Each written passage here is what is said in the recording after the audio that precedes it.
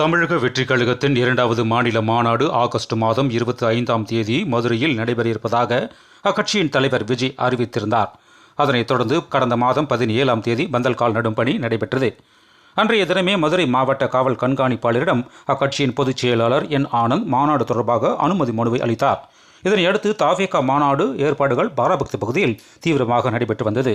ஆனால் விநாயகர் சதுர்த்தி 27ஆம் தேதி கொண்டாடப்பட உள்ளதால் மாநாடு தேதியை மாற்றுமாறு தாவேகாவிடம் காவல்துறை தெரிவித்தது. இதனையடுத்து 17ஆம் தேதி மாநாடு நடத்திக் கொள்வதாக தாவேகா தரப்பில் காவல்துறையில் தெரிவிக்கப்பட்டது. ஆனால் சுதந்திர தினத்தை காரணம் காட்டி 17ஆம் தேதி மாநாடு நடத்த காவல்துறை அனுமதி மறுத்தது. வார இறுதி நாட்கள் அல்லாமல் 18 முதல் 22ஆம் தேதிக்குள் ஏதாவது ஒரு நாளை தேர்வு செய்யுமாறு காவல்துறை சார்பில் தெரிவிக்கப்பட்டது.